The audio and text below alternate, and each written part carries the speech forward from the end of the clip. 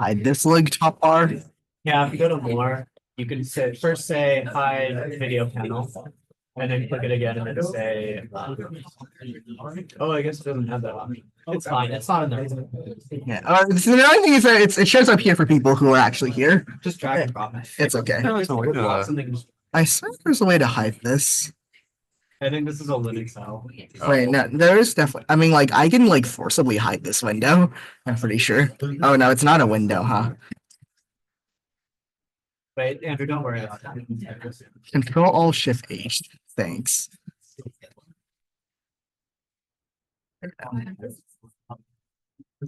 Okay, that did not work. I think. Yeah, just don't worry about it.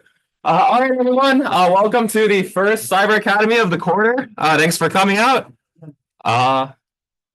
Yes. I think so. All right. So yeah, just a reminder. Okay, so I'll have a few quick announcements, and then we'll have a really cool talk by Andrew. Then after that, we'll split up into two groups to do some hands-on workshops. So yeah, real quick. Our Boba Social, this will be next week, Friday at 6:30 p.m. We'll meet at the Bruin Bear and then walk over to Westwood, get boba at your favorite boba places, have a good time. The Vergara recruiting event, we've plugged this a bunch of times, but in case you've somehow still forgotten, that's this Wednesday, so 2 days from now, 6 to 8. It is not here, it is in the Hmong Auditorium, so that's Engineering 6, like the really nice, fancy, new-looking engineering building. Go there, and then the Hmong Auditorium, it's like on the first floor. It's the biggest one. You'll probably see the outside, and there's like this big metal door. You just go in. And yeah, you'll need to RSVP at l.acmcyber.com/verkada. All right, our first PBR, that's still in a while. It's on the 25th, so towards the end of the month. We'll be announcing this later or closer to the date. But yeah, this particular CTF is pretty beginner friendly. So if you've never done a CTF before, this is a great one to come out to. Yeah, and of course, so next week, we'll have Cyber Academy here, same time, same place. We'll have a talk on password security. And then next week also, Cyber Labs will be starting. So we don't have it this week because of the Verkada event, but we'll be starting it next week. We'll have a talk on careers in cybersecurity, and that'll be Wednesday in this same room. 6 to 8 p.m. And one more thing, some people in cyber, they like to play basketball. So this is more of an informal thing, but Fridays, if there's nothing else going on, then Fridays 6 to 8 p.m. you just show up to the Hitch courts and see some cyber people there and, go shoot some hoops. And then one more reminder. So if you want to be an active member, here in Cyber Academy, so throughout the quarter, you'll learn some things and also solve some challenges. And so if you want to complete the membership requirement through this track, all you'll need to do is submit a write-up for a challenge that you solved and particularly liked. And again, if you haven't filled out the membership interest form, you can do that here just so that we can know who you are and everything. All right, cool. And with that, I'll hand it over to Andrew for his talk. So let's give it up for Andrew. Yeah, by the way, before I start my talk, by the way, was there anyone that wanted to join Cyber Palace but hasn't like received any information about that? Yes, no? Okay, then sounds good. I just wanted to make sure since we did do Cyber Palace group assignment like earlier today. Yeah. But anyways, so let's start with some backstory, okay? Or actually, let's start with a preface. So this talk was actually originally presented in Cyber Lab last fall quarter. It was, I think, week 8. And a little bit of UCLA's info has changed since then. So if you've heard this talk before, please stick around because there will be some updates to what we found last year. And if you haven't seen this talk before, hopefully you strap in for a good ride. Also stick around for the slightly edited numbers in the math exercises because otherwise you'll get the answer wrong and fail the test. Anyways, before we start, how much do you think that UCLA thinks it would cost to replace Volter Hall, which is like the building that we're in right now, if it like burned down or like a meteor hit it or something? Write down your guess like just somewhere, wherever. I don't actually have a prize for this, sorry, but just like we'll see if you get it right. Okay, just like brownie points. You get brownie points, yeah. Let's say this. Find Andrew on Discord right now, our clock, and DM it to him. Oh no, that's a lot of DMs. Give him a couple minutes. So if you go into our Discord and then I guess he's not on. Actually, can we start a threaded like chat or something? I don't want like 50 DMs. Okay.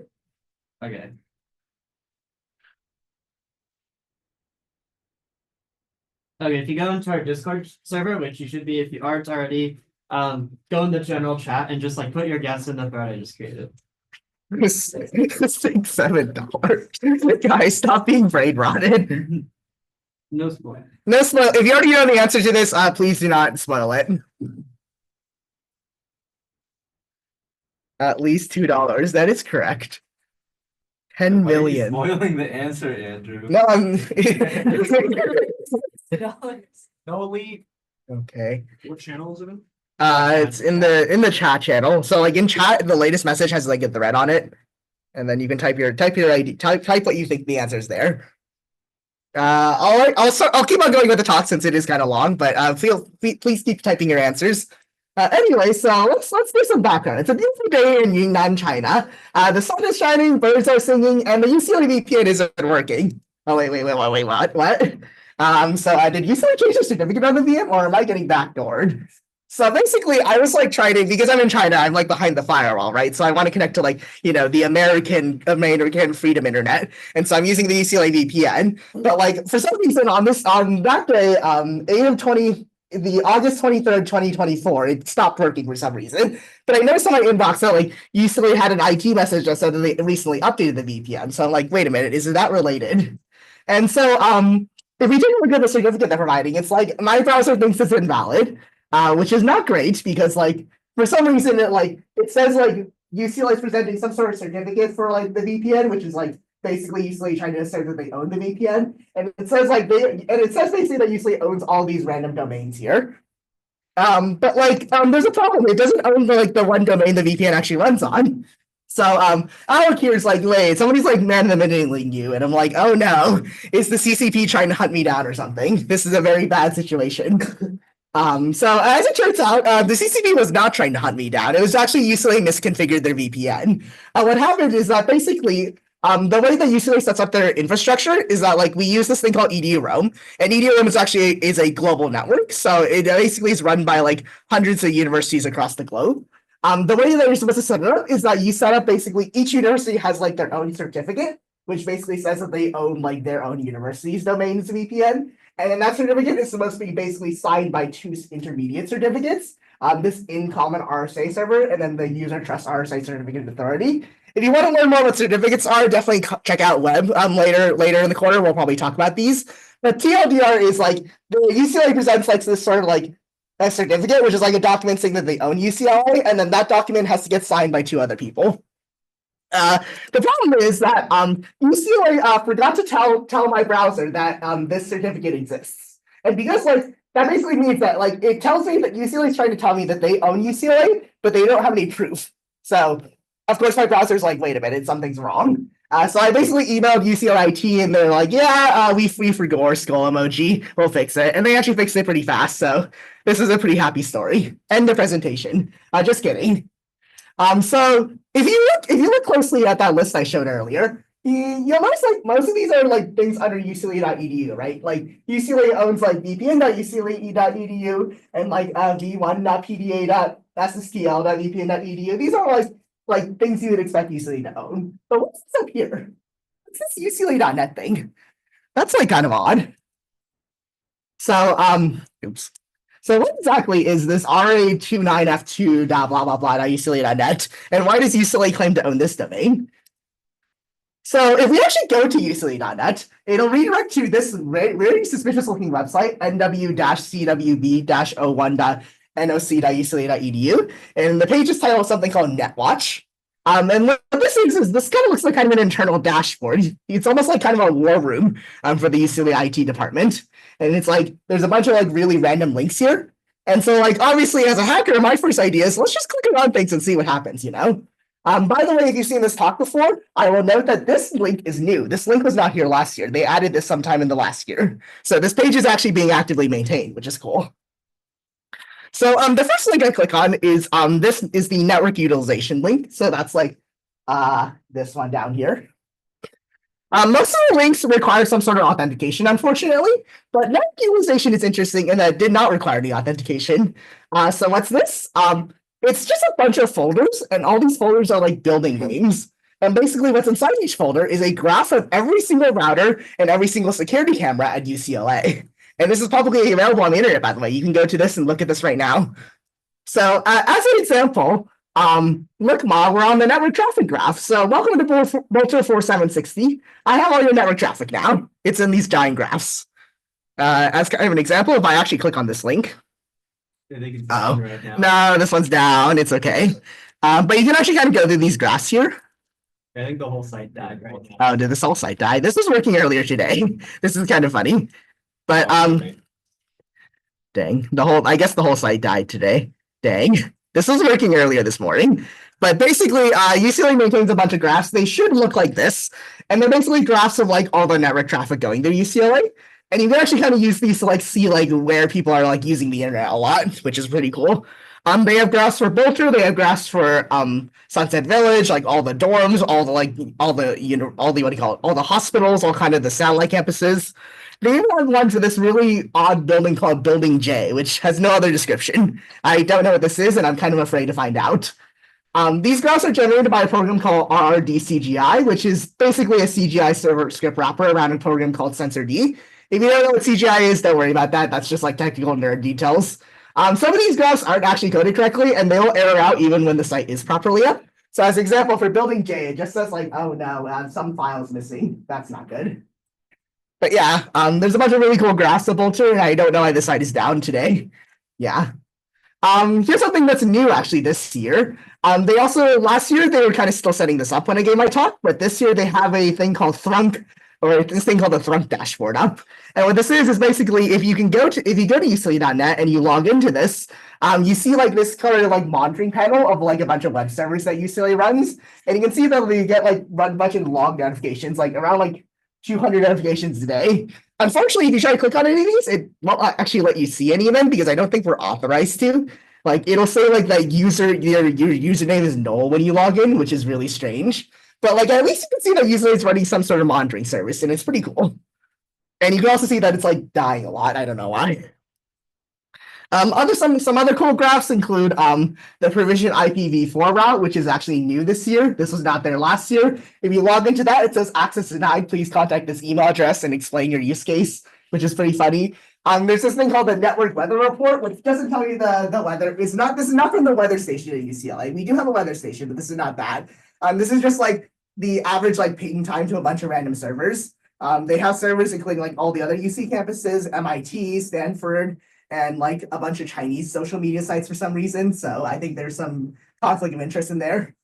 There's also another graph that's really cool, which is the campus border graph. And this just shows you like all the traffic going in and out of UCLA at any given point in time. And it's really cool because you can see that it's actually like a sine wave. Like, as people it's like in the middle of the day, all the students are on the network, right? So it's going to be a lot of network usage. And you can kind of see this like really cool cyclic graph. So hopefully if the site ever comes back up, you'll be able to see that. So yeah, that was some very cool stuff we found. Let's try digging a little deeper. So we were thinking, so me and Alec were talking over when we found this, and we were like, let's look for other things on UCLA.edu because it's clear that they run a bunch of stuff that's like just publicly available. So like, what if we go look at more stuff? Oh hey, we found like over 4,000 random things that UCLA owns that are publicly on the internet. Very interesting. The way we do this is that there's a software called Subfinder, which you can actually access on that link there. It's an open source, quote unquote, passive subdomain enumeration tool. And what that basically means is that like it looks on the internet, and basically on the internet, if you ever want to make a website with something called HTTPS, you have to get a certificate, and getting that certificate is actually now publicly logged. And because of that, you can actually basically anytime a website registers a new subdomain that's like uses HTTPS, you can usually actually find it in public logs. So what Subfinder does is it uses public logs, it crawls the internet, does like a little bit of text searching, and it tries to basically find like everything that a certain website owns. So if we scan UCLA.edu, we'll notice that this is a little bit, I did this earlier this morning, so there's a little less now, but there's about 3,463 subdomains under UCLA.edu that are just publicly accessible and publicly known. So let's take a look at them, shall we? First of all, 3,463 is a large number, you might have realized. So, and unfortunately, I don't have enough time to look at everything, so I wrote a script to check some of them. So of those 463 domains, 857 were actually websites that, are actually up. The rest of them are all dead websites, so they don't do anything, or they'll just won't connect if you try to go to them. Of those 857, 383 of those websites were immediately redirecting to some other website. So they're basically just they're just something that you go to and it redirects somewhere else. As an example, if you go to say media.ucla or sorry, mobile.ucla.edu, it'll immediately redirect to a different website, which is kind of like a help article. And so that's kind of an example of that. Of those redirects, 6 of them were redirecting to Shibboleth, which is the UCLA sign-in page. So some of those things are basically just directly behind authentication.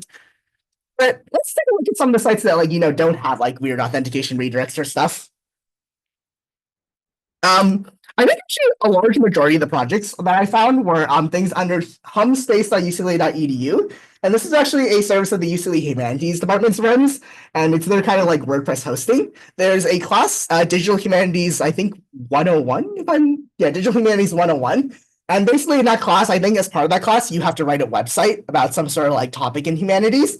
So there's a huge number of the domains that you find when you look under UCLA are just things that people made as part of that class. And these domains are still up. You can actually go look at them. There's some really cool projects out there. As an example, there's one called Cyber, which is investigating how mindful gaming can influence mental well-being. There's this website on the Chinese Exclusion Act with somebody's full UID in the URL because Did you think that's not UID? I don't know. That's not exactly. UID. Exactly. That's a big control number. Don't worry about that. Okay, next slide. We also own a hospital, apparently. So a lot of the stuff we own are stuff related to the medical department. So if you want to donate blood, you go to godblood.ucla.edu. If you want to donate your liver, you can go to the Asian Liver Program.ucla.edu. If you want to donate your entire body, you can go to the Donated Body Program.ucla.edu. You get the idea, right? You can donate every part of yourself to UCLA if you want. Sites under mednod.ucla.edu are mostly related to things actually at the hospital. Luckily, all of these are actually behind authentication, so UCLA is not sucking when it comes to security, which is a good thing. Here, as some example, there's mfa.mednod.ucla.edu, which is you can immediately get a block message if you try to go there. Some of these require logins. This one's actually really funny. The one last time I checked, this one just says this is the file. Does it still say that, or did they fix it? Oh, yeah, it still says that. This is the file. I know, very helpful website here. We have Gryphon, which is actually a learning management system for the med school. So that's pretty cool. You'll see a lot of content management systems and learning management systems in here. Slide zombies. There's a bunch of stuff on UCLA that's just sort of dead right now. So you get there's a lot of error pages. There's weird Squarespace error pages. There's random wiki pages. You see the Windows Server I don't know. You'll see this page a lot, which is just a Windows Server default page. Very cool. There's a type for some reason there's about 10 domains for related to EA mail, but it's spelled wrong. I don't know why it's spelled wrong. None of these work anymore. I don't know why they call it that, but they all say various iterations of either something's forbidden or I don't know, an error hasn't occurred and then logged by our system. This one also says error. So let's say funnier messages. I think it's manually typed. I don't think they're actually errors. This one actually resolves. That's cool. Oh, and then this one also says error. Never mind. Anyways, there's a bunch of funny things. Oh, also new this year, I found this new one, wireless.ucs.ucla.edu, which if I continue there, this just gives you a Cloudflare error. This is kind of new. I haven't seen much stuff hosted on Cloudflare yet, so this is pretty cool. Also, apparently this is due to a misconfiguration where if you basically tell Cloudflare that your website is located at 1.1.1.1, which doesn't make any sense. So that's kind of funny. Anyways, this is not very interesting. Tons of the juicy stuff. So when we first got the list of domains, we did not write a script to go through all 4,000 of them. We just controlled off for the fun ones, say admin.ucla.edu or control.ucla.edu. So this thing here, portal.admin.ucla.edu, is the facilities management portal. And I don't think we're allowed to log into this, but this is stuff that like the administration at UCLA uses. So we don't know what's behind this exactly, but it looks pretty cool. There used to be a bunch of more cool stuff behind this that you could access. There's a website called thankyou.admin.ucla.edu, which is just the same page you just saw, but with a giant thank you sign at the top. That's been taken down now, unfortunately, which makes me a little sad. There's directory.admin.ucla.edu, which ostensibly includes the list of everyone at the university. Unfortunately, again, we're not allowed to access this, which, that'd be a big FERPA violation. There's kiosk.admin.ucla.edu. This one's interesting from a cybersecurity perspective. So this is a website that if you inspect elements, one of the lines in the script, it sets document.domain to ucla.edu. Can someone tell me why that's a bad idea? Yeah, Granak's not here. Okay, so you might learn this in our Cyber Academy web track later, but like if you set document.domain, this opens you up to a really interesting attack where any other website hosted under ucla.edu is able to do funny stuff to this website, like edit the contents of the website. So this is a very funny attack. So for example, I own a site under ucla.edu, a Linux site ucla.edu/arcblock. So I can do some very funny stuff with this website if I know where they deployed this. Yeah. Also, if you're curious, the site just looks like this. It just says please cite your badge. Yeah. admin.ucla.edu. This one's a fun one. This is the police department lost and found page, which unfortunately requires a login, but like, yeah, this is kind of cool. This looks like the 2000s. That was a better time. Billing on the web. This is the above JPEG here. So if I continue this, welcome to UCLA Facilities Management Billing Statement. This is a beautiful web page. Look at the JPEG artifacts. This is like how websites were meant to be. Here's a new one. This year I found cms.www.ucla.edu. This is just a generic Drupal login page, but like I assume like this is actually the thing that they use to like write content for the main ucla.edu website. So this looks pretty cool. There's a bunch of similar domains like www.resadmin.ucla.edu, which I assume is what ResLife uses to write the text on the housing portal. So a bunch of very cool websites. Unfortunately, again, we can't log into any of these, but yeah. Here's another one. Here's a really fun one. Here's workorderprint.admin.ucla.edu, which is a publicly accessible list of every work order submitted across UCLA. And there's some really funny examples here. This one's a very standard example. Please see pictures. Lights are out in the woman's bathroom. Here's the key, or there's where to find the key. Here's one, toxic gas. Please collect the key in this room, which is located in this key cabinet. Please check the batteries within the nano lab, we have the lights are flickering really bad. It triggers this migraine. Please fix the key. Retrieve phone from elevator shaft. After retrieving phone, please return to student operation office in Ackerman Union. People drop their phones down elevators all the time, right? So this is a bunch of funny work orders. If you're curious what it looks like, you just select let's say we want to look at let's look at every electrical order in the last 60 days, and you can kind of go through here. We can see oh no, the outlet's not working, or the lights are out, stuff like that. Is there water? I actually don't know what these categories stand for. So this looks like fire alarms. These are the lights. The bollards are down. So just you can find a lot of really funny stuff here. Yeah. Also, if you click on this button, I'm pretty sure this actually causes a physical printer somewhere to print out something. So don't click on this button. We don't want them to know that we shot this website, but because the site is work order print, so I'm pretty sure this prints out a physical printer somewhere. Perfectly fine thing to have accessible on the public internet. And then, of course, this final section is important because it resolves the question in the beginning at the start. So for a final finding from UCLA.edu, is spaceinventory.ucla.edu, which maintains a quote comprehensive database on space occupied by UCLA programs. What does that mean? Here's a map of the entirety of UCLA. You can click on literally any building and it tells you a description of the building and a bunch of really cool things about it. So as an example here, if I go up here and then dismiss this pop-up, we can scroll in on Bolter Hall down here. Andrew can't find Bolter Hall challenge. We can click on Bolter Hall, we can look at the building, and then we can see hey, this is Bolter Hall. Condition is only 3, which is kind of sad. 10 floors in Bolter Hall, by the way. In case you didn't know, there's a single room on the 10th floor. It's fire resistant, it was built well. We built this in 1959, apparently, or sorry, we built this in 1958 and then it finished building in 1959. Very, very cool. But let's resolve the question at the start. How much do you think this costs? So it takes, according to them, it takes about 38.46 million to replace the interior, plus 164 million to replace the exterior, which is a total of about $200 million to replace all Walter Hall if it all burns down. So this is my plea to you. Please do not trigger the fire alarm during your finals. UCLA will be very sad because they don't have the money to pay that much money right now, I'm pretty sure. Yeah. And yeah, that's basically it. Here's the thank you from the thank you admin site that's no longer up. Any questions? No? Okay. I think that's good then. All right, let's give it up for Andrew. All right, so from here, we will split off into our Cyber Academy groups. Oh, before that, if you want to fill out a feedback form, we would appreciate that.